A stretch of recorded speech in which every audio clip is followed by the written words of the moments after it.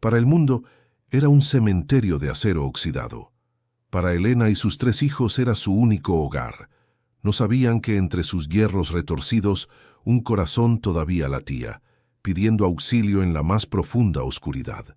Un secreto que emergería a la superficie para ahogarlos en el terror, o para entregarles la salvación que el destino les había arrebatado cruelmente. Estaba completamente sola en medio de la nada, o al menos así se sentía. El viento helado de la costa, cargado de sal y de lamentos, se aferraba a su ropa delgada como un sudario. Elena apretó con más fuerza las manos de sus 2 hijos menores, Sofía y Lucas, mientras su hijo mayor, Mateo, caminaba unos pasos por delante, con esa falsa valentía de un niño de 14 años que se ha visto forzado a convertirse en hombre de la noche a la mañana. El cielo era de un color grisáceo, idéntico al del mar embravecido que rugía a su izquierda, y prometía una tormenta que llevaba días gestándose en el horizonte y en su alma. Frente a ellos, su nuevo hogar. La palabra resonaba en su mente como una broma macabra, un eco de la vida que había perdido. No era más que una diminuta y ruinosa cabaña de pescadores, con la madera carcomida por la sal y el tiempo. Las ventanas, sucias y rotas, parecían ojos vacíos que observaban su desgracia. Pero lo que realmente dominaba el paisaje, lo que empequeñecía todo lo demás con su presencia monstruosa, era el barco. A menos de 100 metros de la orilla, encallado sobre las rocas como una bestia prehistórica muerta, se erigía el esqueleto colosal de un navío carguero. Su casco, de un color rojo sangre devorado por el óxido, se alzaba hacia el cielo gris como una advertencia. Las olas rompían contra su flanco con una furia incesante, produciendo un gemido metálico y profundo que parecía el último aliento del gigante. —¿Es aquí, mamá? —preguntó la pequeña Sofía de 10 años, con la voz temblorosa por el frío y el miedo. Sus grandes ojos reflejaban la desolación del paisaje. Elena se forzó a esbozar una sonrisa que no llegó a sus ojos. Se arrodilló para quedar a su altura, apartándole un mechón de pelo que el viento le había pegado a la mejilla. —Sí, mi amor, es aquí. Será nuestra aventura. Un lugar solo para nosotros. Pero era una mentira, y el sabor amargo de la falsedad le quemaba la garganta. No había aventura, solo exilio. Hace apenas 6 meses, su vida era un murmullo de felicidad. Tenía a Ricardo, su Ricardo, un marinero de sonrisa ancha y brazos fuertes que olían a mar. Él era su puerto seguro, pero el mar que le dio el amor también se lo llevó. Un accidente en alta mar, dijeron en la compañía naviera. Negligencia del tripulante, sentenció fríamente el informe. Un papel con membrete que destrozó su vida y le negó cualquier tipo de indemnización. Un papel que la convirtió en viuda y en paria. La familia de Ricardo, sus suegros, que nunca la habían aceptado por considerarla demasiado humilde para su hijo, le dieron el golpe de gracia, la culparon, susurraron que ella lo distraía, que su amor lo había vuelto descuidado. Le cerraron la puerta en la cara, dejándola en la calle con 3 hijos y un corazón hecho pedazos.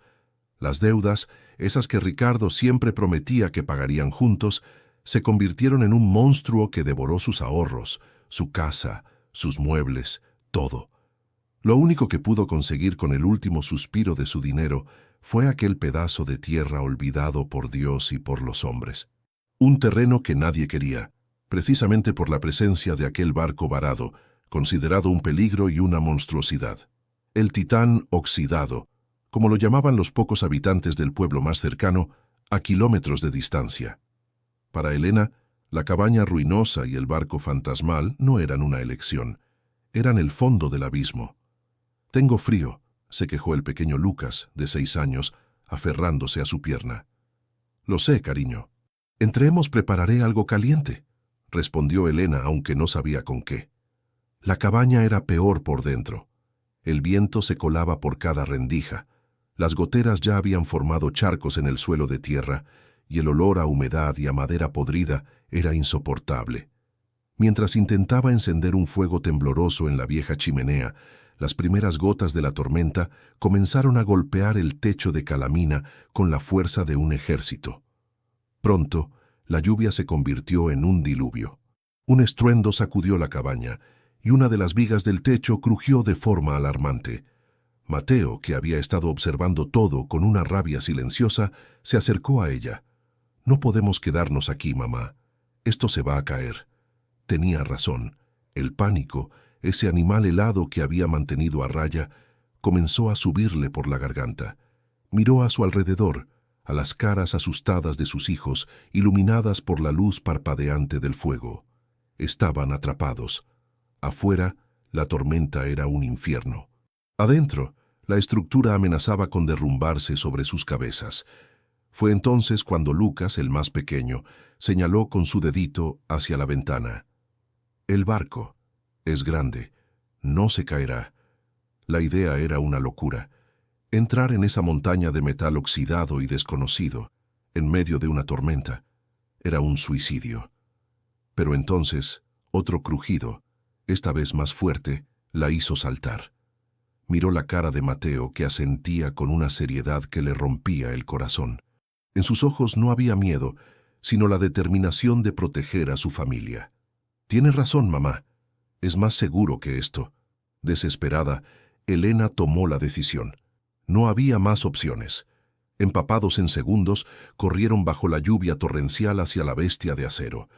Una de las planchas del casco se había desprendido con el tiempo, creando una abertura oscura y dentada por la que pudieron entrar. El interior del barco era una catedral de silencio y oscuridad. El estruendo de la tormenta se convirtió en un eco lejano, reemplazado por el goteo constante del agua filtrándose por el techo y el lúgubre gemido del metal retorciéndose bajo la presión del viento y las olas. El aire era denso, cargado con el olor a óxido, a sal y a algo más, a olvido. Apenas podían ver, pero el espacio era inmenso, un laberinto de pasillos y escaleras que se perdían en la penumbra. Encontraron un compartimento que parecía haber sido un comedor para la tripulación. Estaba más seco que el resto. Allí se acurrucaron, abrazados, escuchando los sonidos del barco. Fue entonces cuando lo oyeron por primera vez. Fue tan débil que al principio Elena pensó que era su imaginación, un truco de la tormenta. Toc. Un silencio. Luego, otra vez. Toc. Se quedó inmóvil, aguzando el oído. No era el crujido del metal. No era el golpeteo de la lluvia. Era un sonido diferente, rítmico, metódico. «¿Oíste eso?», susurró Mateo, sus ojos fijos en la oscuridad. Elena asintió, llevándose un dedo a los labios para pedir silencio. Esperaron conteniendo la respiración. Toc, toc, toc. Venía de abajo, de las entrañas del barco. Era un sonido deliberado, demasiado regular para ser accidental. Era el sonido de alguien o algo golpeando. Era un llamado, un pedido de auxilio desde las profundidades de aquella tumba de acero. El terror puro y paralizante se apoderó de Elena. ¿Quién podría estar allí abajo? ¿Cuánto tiempo llevaba allí? La imagen de algo inhumano, algo atrapado en la oscuridad, cruzó su mente. Quería gritar, tomar a sus hijos y huir de vuelta a la tormenta, a cualquier lugar lejos de ese sonido. Pero entonces miró a sus hijos. Vio el miedo en los ojos de Sofía y la tensión en la mandíbula de Mateo. Vio al pequeño Lucas temblando, no solo de frío, y comprendió que huir ya no era una opción. Este barco, este monstruo, era su único refugio. Y si había algo o alguien más allí, necesitaban saberlo. Por su seguridad. La supervivencia de sus hijos era un fuego que quemaba más fuerte que cualquier miedo. No te olvides de dejar tu like si esta historia te está atrapando. Suscríbete al canal para no perderte ni un solo segundo de lo que está por suceder. Y por favor, dime desde qué ciudad o país me estás acompañando. Tu apoyo es mi ancla en esta tormenta. El miedo seguía allí, un nudo helado en su estómago, pero la desesperación le dio una extraña forma de coraje. Dejó a los niños acurrucados bajo una vieja lona que encontraron, con la orden estricta de Mateo de no moverse por nada del mundo. «Cuídalos», le susurró, y él asintió, su rostro endurecido por la responsabilidad. De la bolsa donde guardaba sus pocas pertenencias, sacó una vieja linterna.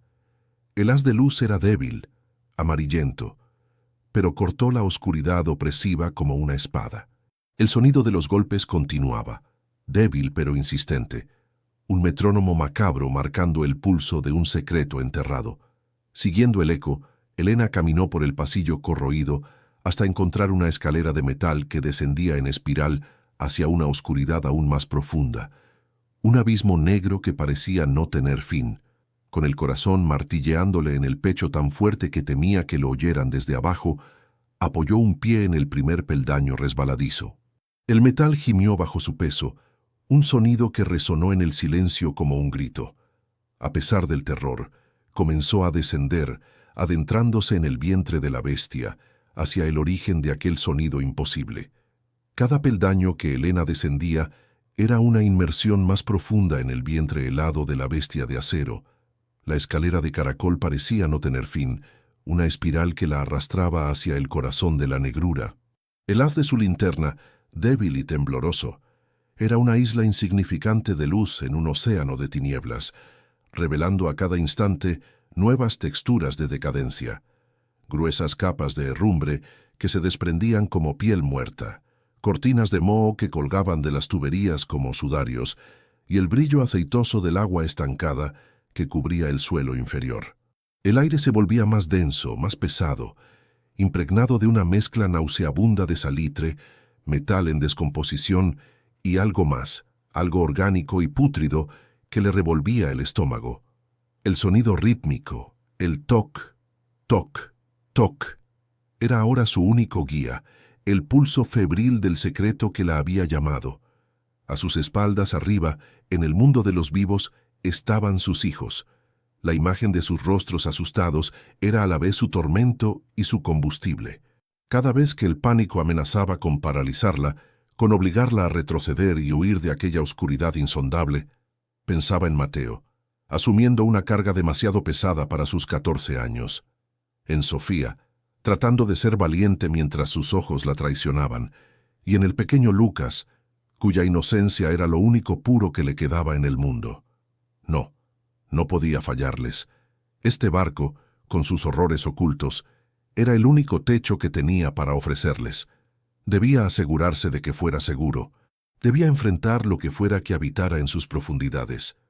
Finalmente, sus pies chapotearon en el agua helada que inundaba el nivel más bajo. Estaba en un laberinto de pasillos estrechos y angulares. El sonido de los golpes rebotaba en las paredes metálicas, creando un eco confuso y desorientador que hacía difícil determinar su origen exacto. Por un momento, se sintió perdida, una intrusa en una tumba submarina.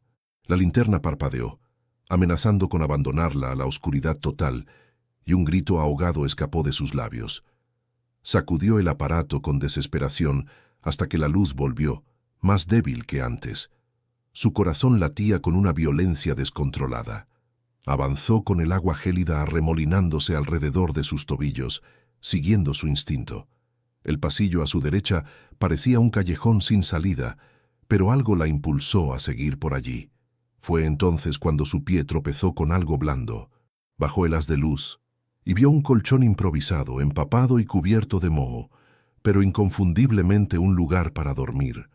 A su lado, varias latas de conservas vacías y oxidadas estaban apiladas en un rincón.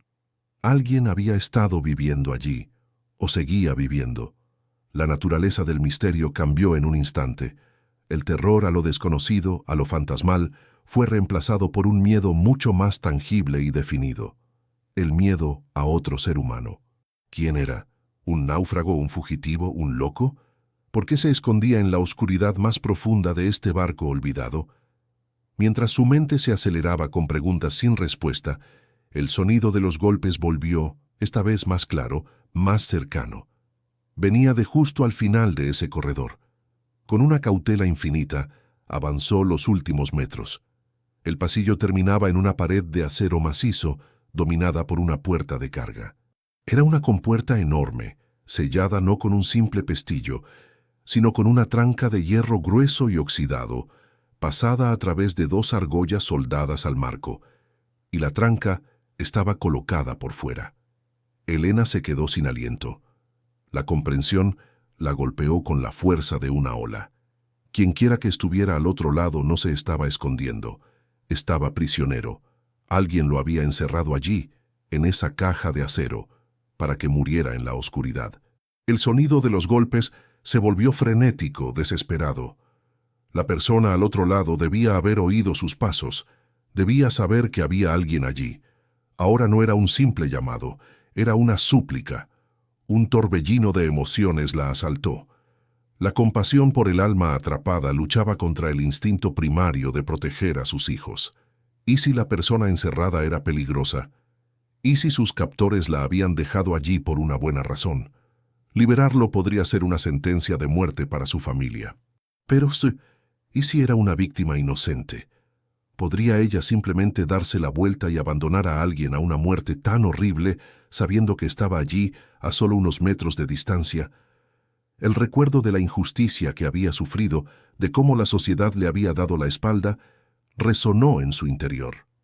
No, no podía ser como ellos. No podía abandonar a alguien que pedía auxilio. Buscó a su alrededor con la linterna, y el haz de luz se posó sobre una larga barra de metal apoyada contra la pared. Una palanca, olvidada allí como una herramienta del destino. Era pesada. La levantó con ambas manos, sintiendo el frío del hierro a través de la tela de su ropa. Se acercó a la puerta. Su propia respiración era un rugido en sus oídos. ¿Hay alguien ahí?, preguntó, su voz apenas un susurro tembloroso que fue devorado por la inmensidad del lugar. Como respuesta, los golpes cesaron. Un silencio sepulcral cayó sobre el compartimento. Luego, una voz, débil, rasposa por el desuso, casi inaudible. «Ayuda, por favor». Esa palabra, ese ruego cargado de un sufrimiento inimaginable, borró todas sus dudas. Apoyó la punta de la palanca en la juntura de la tranca y empujó con toda la fuerza de su cuerpo. El metal protestó con un chirrido agudo y prolongado que le erizó la piel. Empujó de nuevo una y otra vez, usando el peso de su cuerpo, canalizando toda su rabia, su dolor y su desesperación en ese único punto. El sudor frío le perlaba la frente, mezclándose con el agua salada que goteaba del techo. Los músculos de sus brazos y espalda ardían. Desde el interior, los golpes se reanudaron, más rápidos, más urgentes, como si el prisionero le estuviera dando ánimos, prestando su propia energía desesperada a la tarea. Finalmente, con un estallido metálico que retumbó por todo el pasillo como un disparo, el hierro oxidado de las argollas cedió. La tranca, liberada de su prisión, cayó al suelo con un estruendo ensordecedor. El silencio que siguió fue absoluto, denso y cargado de expectación. Elena retrocedió un paso con la respiración entrecortada, la palanca todavía en sus manos, convertida ahora en una posible arma. Lentamente, con un esfuerzo monumental que pareció durar una eternidad, la pesada puerta comenzó a abrirse hacia adentro, rechinando sobre sus goznes corroídos. Una ráfaga de aire viciado, un hedor a enfermedad y a encierro, salió de la oscuridad, tan fétido que la hizo retroceder. Levantó la linterna, su mano temblando incontrolablemente, y apuntó el haz de luz hacia el interior. El espacio era una celda de carga vacía, cubierta de una suciedad indescriptible.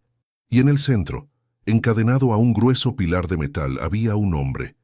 Estaba demacrado, con una barba enmarañada y el pelo pegado a la frente. Su ropa estaba hecha jirones, y su piel tenía una palidez cerosa. Pero fueron sus ojos lo que la paralizó. Hundidos en sus cuencas, brillaban con una mezcla de incredulidad y un terror tan profundo que parecía haber consumido todo lo demás. No la miraba como a una salvadora. La miraba como si fuera un fantasma, una aparición que traía consigo una nueva pesadilla. Abrió la boca, sus labios agrietados apenas se movieron. Su voz fue un susurro roto, cargado de un pavor que helaba la sangre. «Ellos», carraspeó, tragando con dificultad. «¿Volvieron por ti?». La pregunta del hombre, un susurro roto cargado de un pavor incomprensible, quedó suspendida en el aire viciado de la celda. «¿Volvieron por ti?». Elena permaneció inmóvil, con el haz de la linterna temblando en su mano. reflejando el brillo febril en los ojos del prisionero. La lógica se desmoronaba. ¿Quiénes eran ellos? ¿Y por qué asumirían que ella era una de los suyos? El hombre encadenado no la veía como una extraña, sino como el presagio de un horror recurrente. «No sé de qué hablas», respondió Elena, su voz más firme de lo que se sentía. «Estoy sola. Bueno, con mis hijos. Nos refugiamos de la tormenta». «¿Quién eres? ¿Qué haces aquí?» El hombre la escudriñó desde la penumbra, un animal herido evaluando una nueva presencia en su territorio. Una mezcla de escepticismo y una chispa de esperanza desesperada luchaban en su mirada. «¿Tus hijos?», repitió, como si la palabra fuera un idioma extranjero. «¿Aquí? ¿En este ataúd flotante?». Elena asintió, sin apartar la vista de las pesadas cadenas que mordían sus muñecas y tobillos. La herrumbre de los grilletes había manchado su piel con un tinte rojizo, y bajo ellos la carne estaba en carne viva. Era una visión de una crueldad tan absoluta que le revolvió las entrañas. «Mi nombre es Elena. Te vi, te oí. Necesitas ayuda». La palabra ayuda pareció romper el hechizo de su terror. El hombre exhaló un suspiro tembloroso, un sonido que era casi un sollozo, y su cuerpo tenso se desplomó contra el pilar al que estaba encadenado. «Agua», murmuró. «Por favor». «Llevan 2 días. Creí que no volverían». Pero oí el motor. Su mente febril estaba mezclando el tiempo, confundiéndola a ella con sus verdugos. Sin pensarlo 2 veces, Elena retrocedió y corrió por los pasillos inundados, con el corazón martilleando contra sus costillas. Subió las escaleras con una urgencia que no había sentido al bajar. Encontró a sus hijos acurrucados exactamente donde los había dejado. Mateo se puso de pie de un salto, con el rostro pálido. «Mamá, ¿qué pasó? ¿Qué era ese ruido?» «Hay un hombre», dijo ella, tratando de mantener la calma para no asustarlos. «Está herido. Necesita agua. Sofía, pásame la botella de la mochila». «Mateo, quédate aquí con tus hermanos. No te muevas». «¿Un hombre?». La desconfianza se apoderó de inmediato de la expresión de Mateo. «¿Quién es? ¿Es peligroso?». «No lo sé, pero está encadenado. Alguien lo dejó allí para morir. Ahora, por favor, haz lo que te digo». Tomó la botella de agua y un pequeño trozo de pan duro que guardaba y volvió a descender a las entrañas del barco. El hombre no se había movido. Estaba con los ojos cerrados, respirando de forma superficial. Elena se arrodilló a su lado, ignorando el fango helado que empapaba sus rodillas, y le acercó la botella a los labios. Él bebió con una avidez desesperada. El agua se derramaba por su barba y su pecho. Bebió hasta que la botella estuvo medio vacía y luego tosió, un sonido áspero y doloroso. «Gracias», susurró, mirándola con una nueva claridad en sus ojos. «Me llamo Javier, o lo que queda de él. Yo era tripulante de este barco, el Estrella Fugaz». Qué ironía de nombre. Le ofreció el pan que él devoró con la misma desesperación. Mientras comía, sus ojos no dejaban de escudriñar la oscuridad del pasillo, como si esperara que sus captores aparecieran en cualquier momento. «No deberías estar aquí, Elena», dijo con la boca llena. «Ni tú ni tus hijos. Este lugar está maldito». «Este lugar es lo único que tenemos», replicó ella con una sinceridad amarga. «Ahora dime, Javier, ¿quién te hizo esto? ¿Y por qué?». Javier terminó el pan y respiró hondo, como si reunir las palabras le exigiera un esfuerzo físico sobrehumano. Su historia salió a borbotones, fragmentada al principio, impulsada por la fiebre y la adrenalina de tener por fin a alguien con quien hablar. Contó que el Estrella Fugaz no era un simple carguero. Bajo la apariencia de transportar mercancías genéricas, era un vehículo para una operación de contrabando a gran escala, especializada en artefactos históricos robados de yacimientos arqueológicos por toda América Latina. El cerebro de todo era el capitán, un hombre tan astuto como desalmado, al que todos conocían por un único apodo: el Caimán. Él no era un marinero, era un depredador, explicó Javier, su voz cargada de un odio antiguo. Tenía a las autoridades portuarias compradas, a los coleccionistas en sus manos, y a nosotros, la tripulación, Nos pagaba lo suficiente para que mantuviéramos la boca cerrada. Éramos cómplices, lo sé. Pero algunos teníamos familia, deudas. En su último viaje transportaban el botín más valioso que jamás habían conseguido, un conjunto de joyas y artefactos aztecas de un valor incalculable, incluyendo una pieza central conocida como el corazón del sol. Un pectoral de oro macizo incrustado con un jade de un tamaño y pureza legendarios. La codicia, finalmente, rompió el pacto. El caimán decidió que no iba a compartir un tesoro tan grande. Planeó traicionarlos a todos. Nos tendió una trampa, continuó Javier, sus nudillos blancos al apretar los puños. Usó una tormenta que se aproximaba como excusa. Saboteó las comunicaciones y alteró el rumbo para acercarnos a esta costa rocosa. Su plan era hundir el barco con la tripulación y el cargamento menos valioso, y escapar en un bote con las joyas y sus 2 hombres de confianza. Yo lo descubrí. Lo enfrenté. El caimán, al verse expuesto, no dudó. En lugar de matarlo en el acto, decidió darle un castigo más cruel. Lo noqueó y lo encerró en esa misma celda de carga. «Disfruta del viaje al fondo del mar, moralista», fueron sus últimas palabras. Pero el plan del capitán no salió a la perfección. La tormenta fue más violenta de lo previsto y el barco no se hundió, sino que encalló violentamente en las rocas, partiéndose casi en 2. Javier sobrevivió al impacto, solo y atrapado en la oscuridad. Durante semanas, subsistió con las raciones de emergencia que encontró en las bodegas, gritando hasta quedarse sin voz, esperando un rescate que nunca llegó. El mundo lo dio por muerto, junto con el resto de la tripulación desaparecida. «Hace unos días oí un motor», dijo Javier, y el terror volvió a su voz. Eran ellos. Los hombres de El Caimán vinieron a buscar el tesoro. Obviamente, no lo encontraron. El barco se asentó de una forma extraña tras el naufragio, y el camarote del capitán, donde está la caja fuerte principal, quedó inaccesible, bloqueado por vigas de acero retorcidas. Me encontraron a mí. Se sorprendieron de verme vivo y se enfurecieron. Creían que Javier sabía la combinación de una caja fuerte secundaria o un escondite alternativo. Lo torturaron. Al no obtener respuestas y sabiendo que no podían dejarlo libre, lo encadenaron a ese pilar y se marcharon, prometiendo volver con herramientas para cortar el acero y llegar al camarote. Lo dejaron allí para que muriera de hambre y sed, una muerte lenta y segura. Elena escuchaba horrorizada. La historia era una pesadilla de codicia y crueldad que iba más allá de lo que podía haber imaginado. Ya no estaba en un simple barco abandonado. Estaba en el epicentro de una conspiración criminal violenta. Y los criminales iban a volver. «¡Mamá!». La voz de Mateo resonó desde lo alto de la escalera, cargada de pánico.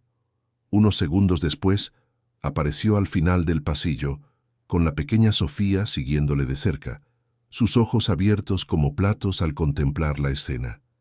«Te tardabas demasiado», empezó Mateo, pero se calló al ver a Javier. Su mirada se endureció. «¿Quién es él?». «Tranquilo, Mateo. Se llama Javier». «Es un amigo», improvisó Elena. Javier miró a los niños, y por primera vez, una emoción distinta al miedo o al odio cruzó su rostro, una profunda tristeza. «No deberían estar aquí», repitió en un susurro. «Él es implacable. Si el caimán los encuentra, usará a tus hijos para hacerte hablar, Elena. Creerá que sabes dónde está el tesoro». El miedo, ahora específico y con un nombre, la atenazó. El caimán. Un hombre que había dejado morir a su propia tripulación no dudaría en eliminar a una viuda y a sus 3 hijos. Sofía, venciendo su timidez, dio un paso adelante. «Está herido, mamá», dijo, señalando las muñecas ensangrentadas de Javier. «¿Le duele?». La inocente compasión de su hija en medio de tanto horror fue como una puñalada en el corazón de Elena. Mientras tanto, Mateo seguía mirando a Javier con recelo, como un perro guardián que no se fía del extraño. La dinámica de su familia se desarrollaba frente a la cruda realidad de su situación. La empatía de Sofía, la desconfianza protectora de Mateo y su propio instinto maternal, ahora en guerra directa con el peligro mortal que los rodeaba. Javier comenzó a temblar violentamente. La fiebre, contenida por la adrenalina, estaba reclamando su cuerpo. Su respiración se volvió agitada. No, no queda tiempo, balbuceó, sus ojos perdiendo el foco. Volverá. Siempre vuelve por lo que es suyo. El tesoro. Sigue aquí. Es la única forma, la única oportunidad que tienen. Con un esfuerzo que pareció costarle la última de sus energías, metió la mano bajo el cuello andrajoso de su camisa y sacó un objeto que colgaba de un cordel de cuero. Era una llave, pequeña, de bronce, con una cabeza de diseño intrincado. La apretó en la mano de Elena. Sus dedos estaban helados. El camarote del capitán, en el puente de mando, detrás del panel de mapas, hay una caja fuerte oculta, no la que ellos buscan, otra. Allí guardaba sus cosas personales y la llave de la caja principal. Es su única oportunidad y mi venganza. Tras pronunciar estas palabras, sus ojos se pusieron en blanco. Un temblor recorrió su cuerpo y con un gemido su cabeza cayó hacia un lado. Se desmayó, un peso muerto colgando de las cadenas. Elena se quedó con la llave fría en la palma de su mano, una pieza de metal que representaba tanto una fortuna legendaria como una sentencia de muerte. El secreto del barco ya no era una abstracción, tenía un rostro, una historia y ahora una llave. Y fue en ese preciso instante de silencio absoluto, roto solo por el goteo del agua y la respiración asustada de sus hijos, cuando un nuevo sonido llegó desde el exterior. Débil al principio, pero creciendo en intensidad a cada segundo. Un zumbido grave, mecánico, que vibraba a través del casco del barco y subía desde el suelo hasta sus pies. Era el motor de una lancha, y se estaba acercando. El zumbido del motor no era un sonido lejano, era una vibración que ascendía desde las profundidades del mar, a través de las rocas y el acero, y se instalaba directamente en la boca del estómago de Elena. Era el latido de un corazón mecánico y depredador, el anuncio de que el mundo exterior, con sus monstruos de carne y hueso, había encontrado su frágil santuario. Por un instante, el tiempo se congeló. Las miradas de Elena y Mateo se cruzaron en la penumbra, y en los ojos de su hijo vio el mismo terror helado que sentía en sus propias venas, pero también una chispa de feroz determinación. «Apaga la luz», siseó Mateo, con una urgencia que la sacó de su parálisis. Elena obedeció instintivamente. La oscuridad total los engulló, una negrura tan absoluta que parecía tener peso y textura.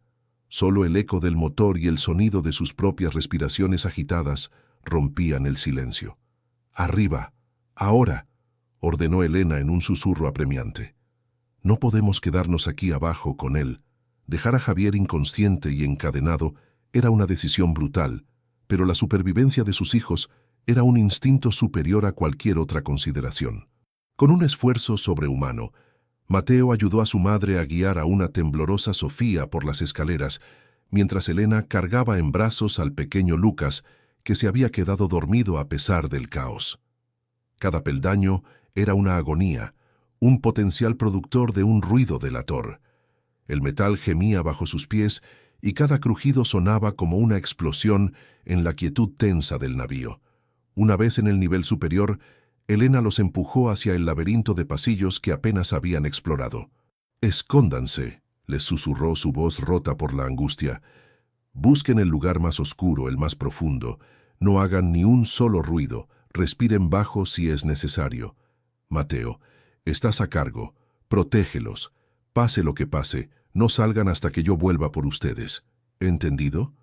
Mateo asintió con la mandíbula apretada. Tomó la mano de Sofía y con una última mirada a su madre, desapareció con sus hermanos en un corredor oscuro como la boca de un lobo. Elena se quedó sola, el corazón desbocado, una loba dispuesta a interponerse entre los cazadores y su camada. Sabía lo que tenía que hacer, no podía esconderse. Si la encontraban acurrucada con sus hijos, estarían todos perdidos. Debía enfrentarlos. Debía convertirse en su única presa.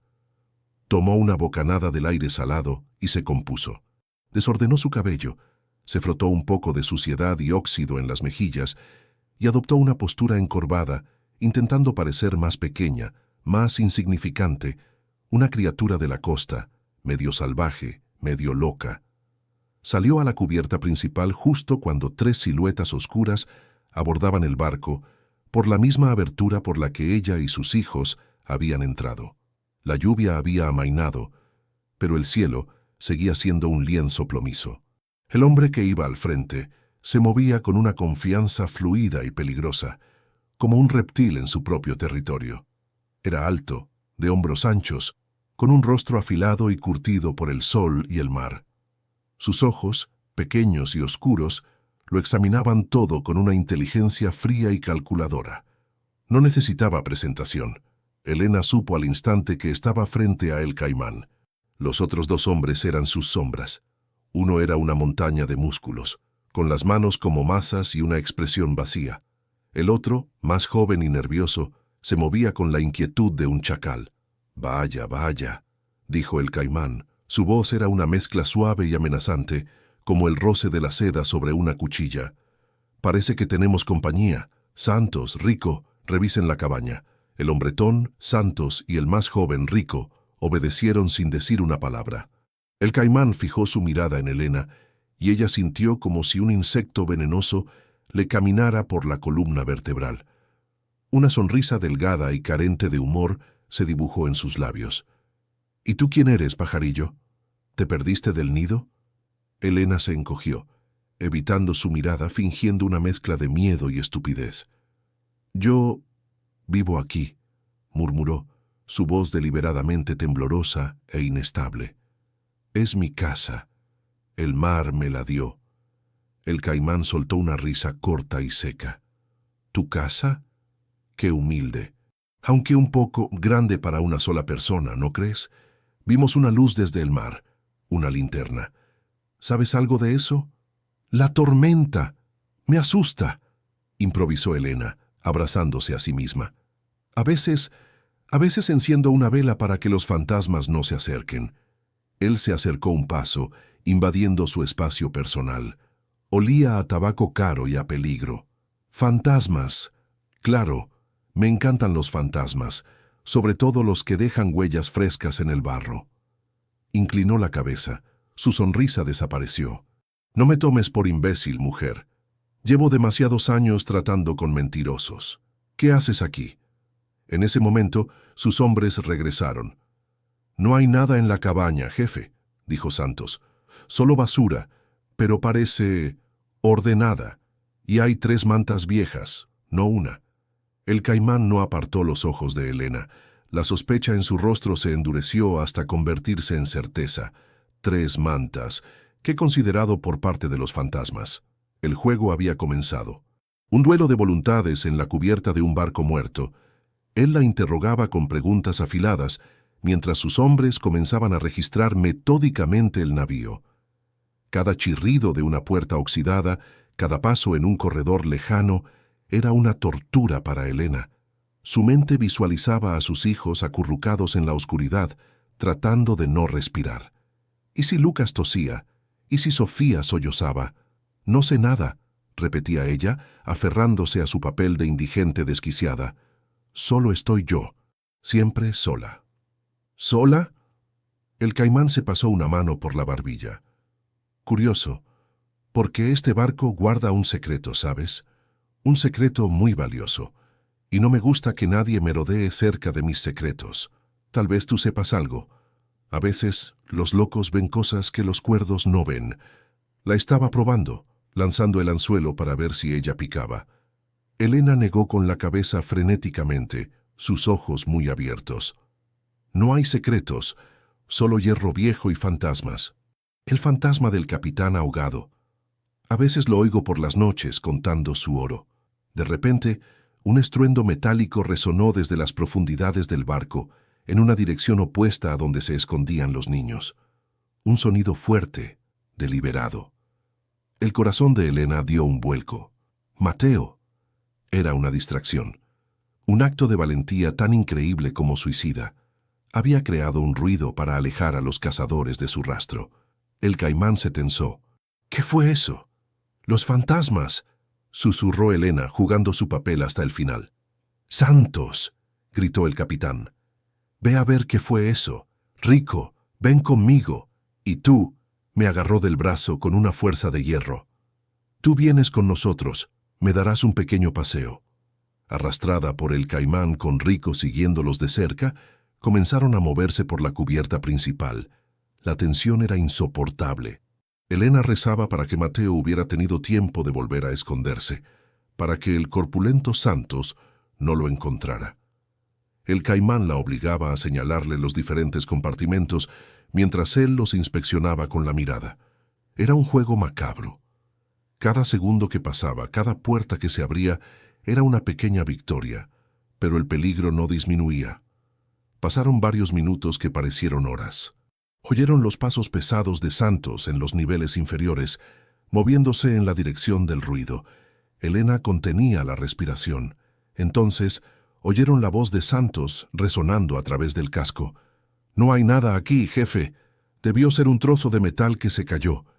Un alivio tan intenso la recorrió que casi se le doblaron las rodillas. Mateo estaba a salvo, por ahora. Pero el fracaso de Santos en encontrar algo solo aumentó la frustración de El Caimán, y toda esa frustración se centró en ella. «Estoy perdiendo la paciencia, pajarillo», gruñó apretando su brazo con más fuerza. «O empiezas a cantar, o te juro que te haré volar de esta cubierta». Fue entonces cuando Rico, que había decidido explorar por su cuenta los niveles inferiores mientras ellos esperaban, reapareció. Subió las escaleras a toda prisa, con algo en la mano. Su expresión era una mezcla de triunfo y nerviosismo. «Jefe, creo que tiene que ver esto». Lo encontré en el pasillo de las bodegas, cerca de donde dejamos al otro. Abrió la mano. En su palma sucia descansaba un objeto pequeño, tallado en madera. Un barquito de juguete, tosco, pero hecho con cariño.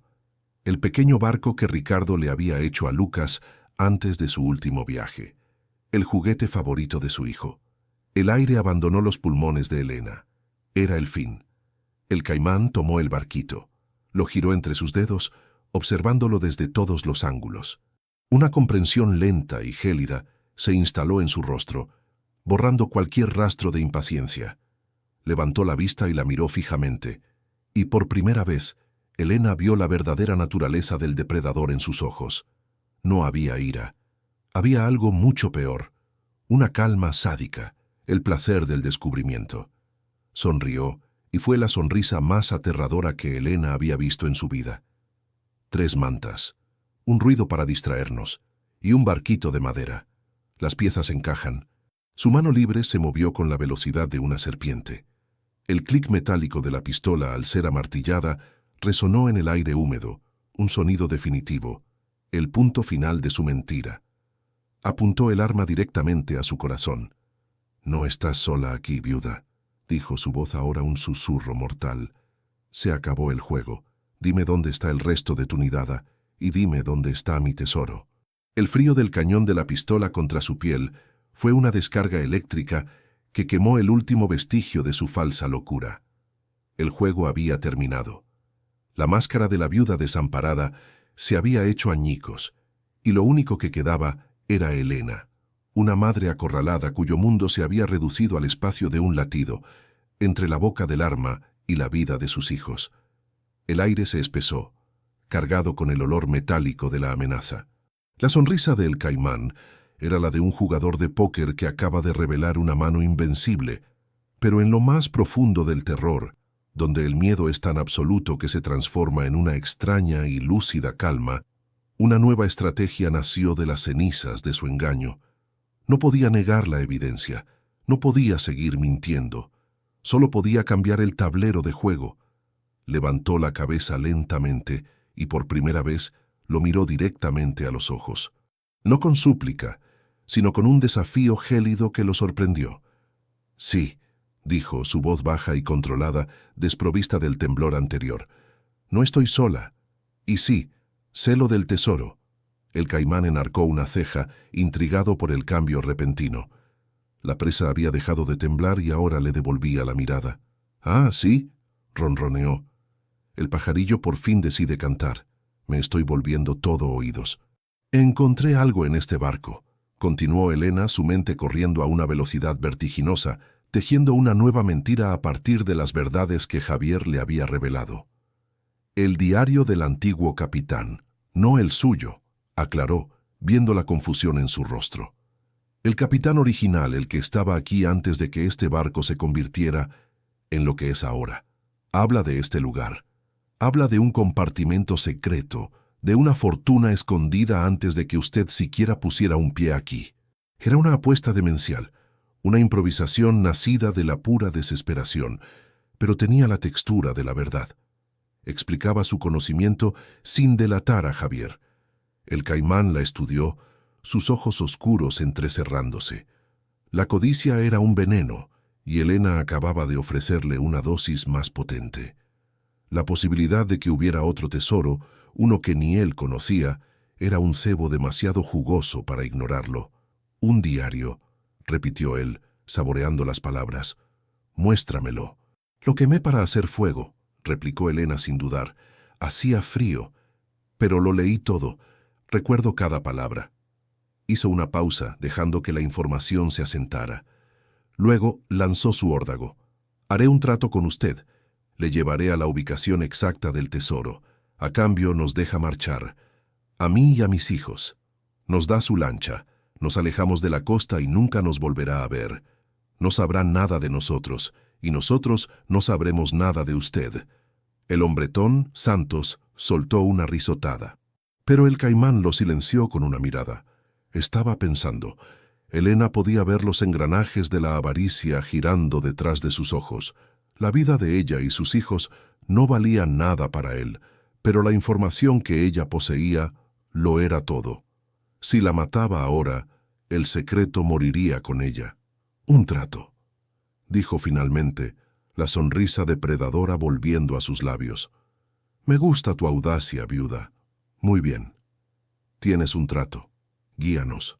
Pero que te quede claro, uno de mis hombres estará apuntando a tu cabeza a cada paso, y si esto es un truco, dejó la amenaza flotando en el aire, más potente que cualquier palabra. Mientras tanto, en la oscuridad de las bodegas, el eco de la confrontación había llegado a oídos de Javier. El grito de Mateo al crear la distracción, las voces airadas, el silencio tenso. Todo se filtraba a través de las cubiertas de acero. La adrenalina y el miedo lo sacaron a la fuerza de su inconsciencia febril. Abrió los ojos a un mundo de dolor y penumbra. Estaba solo, encadenado, inútil. Podía oír los pasos de los hombres arriba, las voces, la voz de Elena. Estaban con ella. La habían atrapado. Una impotencia furiosa lo invadió. Iban a matarlos a todos. Entonces, un ligero movimiento en la oscuridad del pasillo captó su atención. «¿Hola?», susurró una voz joven. «¿Mateo?», graznó Javier, su garganta seca. El muchacho apareció, un fantasma en la oscuridad. Había desobedecido a su madre, incapaz de quedarse escondido mientras ella se enfrentaba al peligro. «Están con ella», dijo Mateo, su voz cargada de una angustia y una rabia que superaban su edad. «Él tiene un arma». Javier asintió, su mente trabajando a toda velocidad a pesar de la fiebre. No podía romper sus cadenas, pero no era un hombre completamente indefenso. Su mayor arma era su conocimiento de cada rincón, cada sistema, cada debilidad de aquel barco. «Escúchame, chico, no hay tiempo. Tenemos que actuar ahora. Ellos tienen una lancha, ¿verdad? Es su única vía de escape». Mateo asintió, sus ojos fijos en el rostro demacrado de Javier. «Si no pueden irse, no pueden desaparecer con el tesoro», continuó Javier, su voz ganando fuerza. «La Guardia Costera patrulla esta zona de vez en cuando. Un retraso podría ser fatal para ellos. Tienes que inutilizar su motor». «¿Cómo?», preguntó Mateo, su miedo siendo reemplazado por un propósito. «En la sala de máquinas de este barco, en el nivel superior, hay un taller. Busca una caja de herramientas. Necesitas una llave inglesa y un cortador de pernos, si lo encuentras. La lancha estará amarrada cerca de la abertura. Tienes que salir sin que te vean, deslizarte por el casco y llegar a ella. Abre el compartimento del motor. No tienes que destruirlo. Solo arranca los cables de la batería. Córtalos. O arranca el conducto del combustible. Haz lo que sea para que no pueda arrancar. Puedes hacerlo. Era una misión suicida para un niño de 14 años. Pero Mateo miró a través de la oscuridad en la dirección donde estaba su madre y su rostro se endureció. Sí, dijo con una firmeza que sorprendió a Javier. Puedo hacerlo. Mientras Mateo se escabullía para iniciar su sabotaje, Elena comenzaba su propia y peligrosa procesión, con el cañón del arma de Rico presionado contra su nuca y el caimán a su lado, los guió hacia la superestructura del barco. Santos, el gigante, les seguía de cerca, sus pesadas botas resonando en las cubiertas metálicas. El ascenso al puente de mando fue la caminata más larga de la vida de Elena. Cada paso era una oración silenciosa por sus hijos, por Mateo, por el éxito de un plan que aún no estaba del todo formado en su cabeza. El puente de mando era un lugar fantasmal. Los instrumentos de navegación estaban muertos, cubiertos de una capa de polvo y sal. Las ventanas, rotas en su mayoría, ofrecían una vista panorámica del mar gris y el cielo encapotado. Era como estar en el cerebro de un leviatán muerto. La llave que Javier le había dado pesaba en su bolsillo, una brasa de esperanza y peligro. Bien, viuda, ya estamos aquí. El escenario es tuyo, dijo el caimán, su paciencia comenzando a agotarse. Elena caminó hacia la pared del fondo, donde un gran mapa náutico de la región colgaba hecho jirones. Recordó las palabras de Javier. Detrás del panel de mapas. Fingió dudar tocando la pared, frunciendo el ceño como si intentara recordar un detalle crucial. Estaba comprando tiempo. Cada segundo que pasaba era un segundo más para Mateo. Estaba aquí, murmuró. El diario decía que el panel se deslizaba. Pasó los dedos por el borde del marco del mapa, buscando un mecanismo oculto. Rico la empujó con el arma, un recordatorio de que su vida pendía de un hilo. Finalmente, sus dedos encontraron una pequeña hendidura. Empujó y con un chirrido de metal contra metal, una sección de la pared se deslizó hacia un lado, revelando un nicho oscuro en su interior. En el centro del nicho había una pequeña caja fuerte, vieja y oxidada, incrustada en el acero. Un suspiro colectivo de codicia llenó la habitación. «¡Lo sabía!», exclamó el caimán, sus ojos brillando. «¡Abre la caja! Aquí venía la parte más peligrosa». Sacó la llave de su bolsillo. Sus manos temblaban visiblemente, pero esta vez no era fingido. Si la llave no funcionaba, si Javier se había equivocado, estaría muerta. Introdujo la llave en la cerradura. Hubo un momento de resistencia, y luego, con un chasquido satisfactorio, el mecanismo giró. Tiró de la pesada puerta de la caja. Dentro no había oro ni joyas. Solo había un viejo libro de contabilidad y un único objeto que hizo que el caimán contuviera el aliento. Otra llave, más grande y compleja, con una etiqueta que decía «Caja Principal», y junto a ella una nota manuscrita. La combinación es la fecha de mi desgracia. Era la prueba definitiva. El caimán le arrebató la llave de las manos como un niño que arrebata un dulce. Su triunfo era total. Y en ese instante de euforia, su atención y la de sus hombres se centró por completo en el botín que tenían al alcance de la mano. Su vigilancia sobre ella se relajó por una fracción de segundo, y esa fracción de segundo fue todo lo que Elena necesitaba.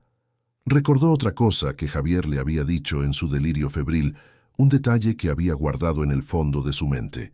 Había hablado de los sistemas del barco, de cómo el caimán, en su paranoia, había instalado un sistema antiincendios moderno en el puente de mando, que funcionaba con gas halón.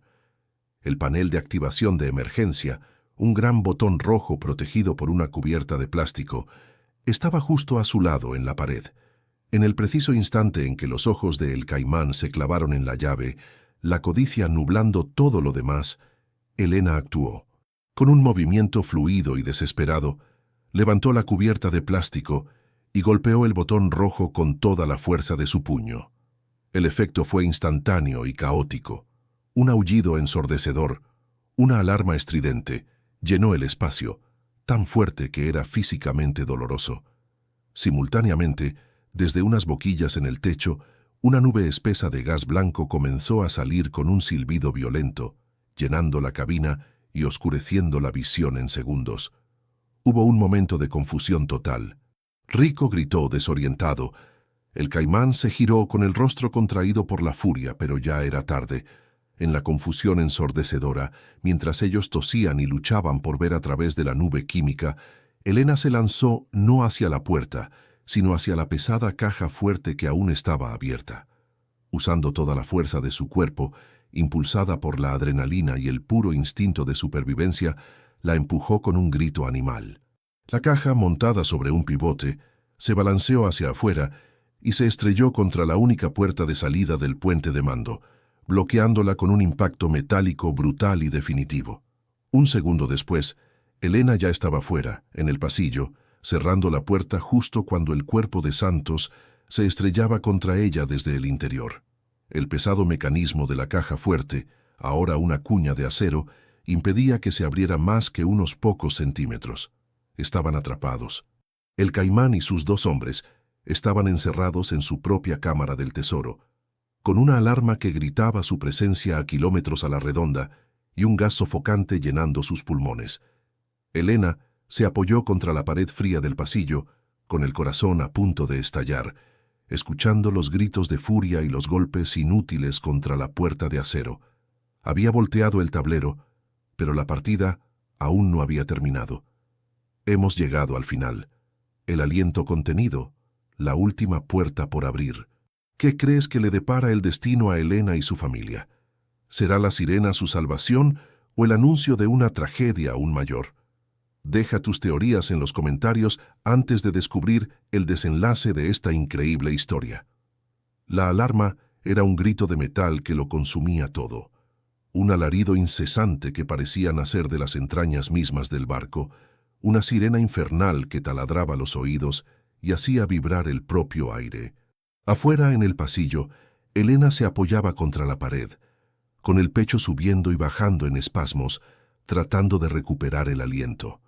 Detrás de la puerta bloqueada, los gritos ahogados y los golpes furiosos de El Caimán y sus hombres eran un contrapunto inútil contra el estruendo de la alarma.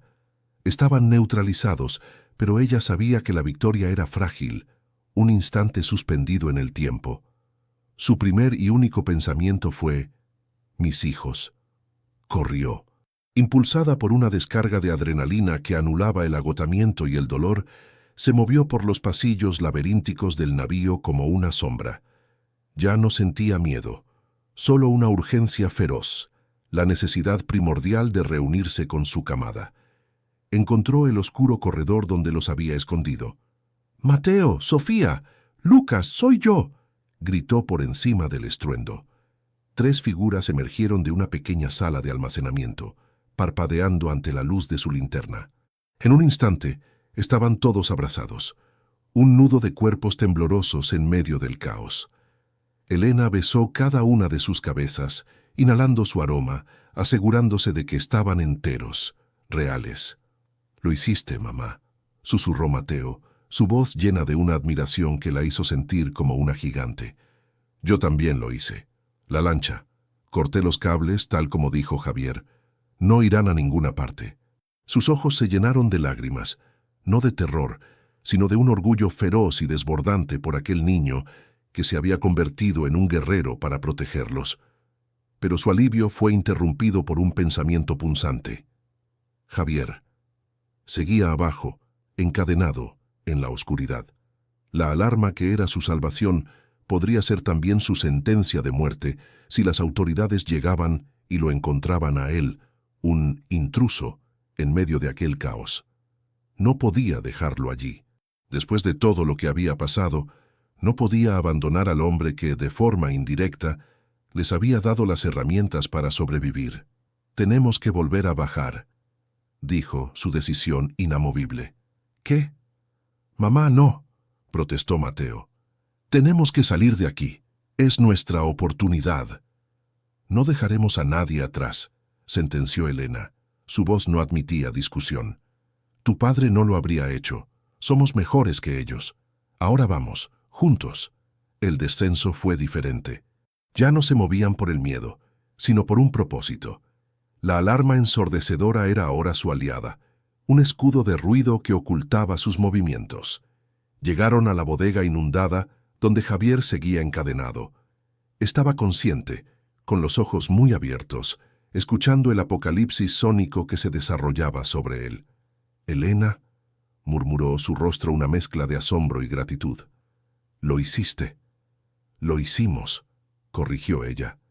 «Y ahora te sacaremos de aquí». Las cadenas eran gruesas, los grilletes sólidos, no cederían con fuerza bruta. «La caja de herramientas», dijo Mateo de repente. «Cuando fui a por las herramientas para la lancha, vi un cortador de pernos. Puedo ir a por él». Sin esperar respuesta, el muchacho salió disparado. Era como si la crisis hubiera despertado en él una eficiencia y una valentía que ni él mismo sabía que poseía. Regresó en un par de minutos, empapado y sin aliento, con un pesado cortador de pernos de color rojo en las manos. Trabajaron en equipo. Elena y Mateo colocaron las mandíbulas del cortador alrededor del eslabón más débil de la cadena de la muñeca. Se necesitaron las fuerzas combinadas de ambos, empujando las palancas con todo su peso, para que el metal comenzara a gemir. Con un chasquido agudo y limpio, el eslabón se partió. Repitieron el proceso con las otras cadenas. Cada eslabón roto era un paso más hacia la libertad. Finalmente, Javier, débil y tambaleante, se puso en pie, libre por primera vez en lo que parecía una eternidad. Apoyado en Elena y Mateo, comenzaron la lenta ascensión final. Justo cuando llegaban a la cubierta principal, la monotonía de la alarma fue rota por un nuevo sonido. El potente rugido de un motor diésel y el haz de un reflector barriendo la cubierta oxidada de la estrella fugaz. Un cúter de la Guardia Costera emergía de la bruma, una aparición blanca y poderosa que parecía un buque de salvación. Agitaron los brazos, gritando, y el reflector los encontró. Minutos después, un equipo de oficiales armados abordaba el barco. La escena que encontraron era surrealista. Una mujer y 3 niños, empapados y agotados pero ilesos, junto a un hombre demacrado que apenas podía sostenerse en pie, mientras una alarma industrial seguía aullando desde el puente de mando. La captura de El Caimán y sus hombres fue casi un anticlímax. Cuando los guardacostas forzaron la puerta del puente, los encontraron desorientados, tosiendo por los restos del gas y cubiertos de un polvo químico blanquecino, como fantasmas despojados de su poder. Su rabia se había convertido en una resignación hosca al ver las armas y los uniformes. Fueron sacados de su trampa y esposados, su aura de peligro evaporada bajo las luces de la autoridad. Al pasar junto a Elena, la mirada de El Caimán era de puro veneno, una promesa silenciosa de venganza que ya no tenía poder alguno. Epílogo. 6 meses después. El sol de la mañana se derramaba a través de unos enormes ventanales, pintando franjas doradas sobre un suelo de madera clara. Afuera, un césped de un verde intenso descendía suavemente hasta un acantilado bajo, desde donde se podía ver el azul infinito del Océano Pacífico. El sonido que llenaba la casa ya no era el del viento gimiendo a través de la madera podrida, sino las risas de Sofía y Lucas mientras perseguían una mariposa en el jardín. Elena observaba la escena desde la terraza, con una taza de café caliente entre las manos. Llevaba un vestido sencillo y el cabello suelto, movido por la brisa marina. La perpetua sombra de ansiedad que había nublado sus facciones había desaparecido, reemplazada por una serenidad que la hacía parecer más joven, más viva. La historia del tesoro de la estrella fugaz se había convertido en una leyenda local. La confesión completa de Javier, corroborada por las pruebas encontradas en el barco, no solo envió a El Caimán y su organización a prisión por varias décadas, sino que también destapó una red de corrupción que salpicó a funcionarios portuarios y a coleccionistas de arte de renombre. Las joyas aztecas y los demás artefactos, considerados patrimonio nacional, fueron recuperados. La investigación oficial también reveló la verdad sobre la muerte de Ricardo. No fue un accidente, sino un asesinato. Había descubierto la verdadera naturaleza de la operación y el Caimán lo había silenciado. Su nombre fue limpiado, su honor restaurado. Como recompensa por su valentía al enfrentarse a los criminales y por su papel crucial en la recuperación de un tesoro nacional de valor incalculable, el gobierno le había otorgado a Elena una suma que superaba sus sueños más descabellados. No era dinero manchado de sangre, sino el fruto de la justicia. «Están haciendo un buen trabajo con esas rosas», dijo una voz amable a su lado. Javier se apoyó en la barandilla junto a ella. Se había recuperado por completo. Con el pelo corto, bien afeitado y vestido con ropa limpia, era un hombre diferente, aunque sus ojos aún guardaban la memoria de la oscuridad que había soportado. Se había convertido en un pilar para la familia, un amigo leal, un tío honorario para los niños, unido a ellos por un vínculo forjado en el terror y la supervivencia. Rechazó cualquier parte de la recompensa, diciendo que su libertad y la justicia para sus compañeros caídos eran pago suficiente. «Mateo tiene tu mano para la jardinería», respondió Elena con una sonrisa. «La tuya, no la de su padre, que no distinguía una rosa de una mala hierba». Ambos rieron. Era una paz ganada a pulso, construida sobre las ruinas de sus viejas vidas. Con una parte del dinero, Elena había creado la Fundación Memorial Ricardo Solano, una organización benéfica dedicada a ayudar a las familias de marineros que se encontraban en situaciones de desamparo, asegurándose de que nadie tuviera que sufrir la injusticia y el abandono que ella había padecido. En otra ciudad, a cientos de kilómetros de distancia, una mañana de domingo, un matrimonio mayor leía el periódico en el lujoso salón de su casa. Un gran artículo en la sección dominical, con una foto a toda página de una sonriente Elena junto a sus 3 hijos frente a su nueva casa, acaparaba la atención. El titular decía: «El triunfo de la viuda, de la desesperación a la filantropía». La historia detallaba su heroísmo, su nueva fortuna y la creación de la fundación en honor a su difunto esposo. La mandíbula de su ex-suegro estaba apretada con una mezcla de envidia y furia.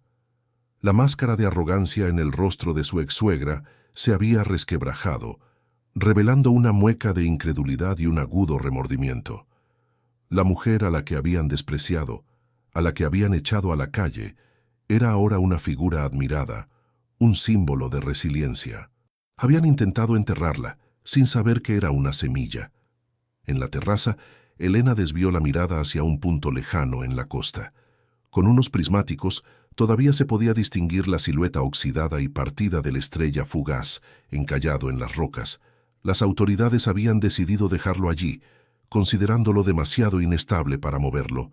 Se había convertido en un monumento silencioso, una atracción para los curiosos. Pero para Elena era un recordatorio.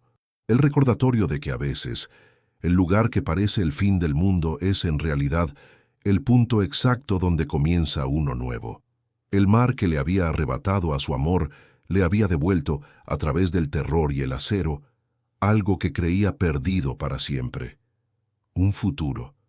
Y por primera vez en mucho tiempo miró al horizonte y no vio una amenaza, sino una promesa.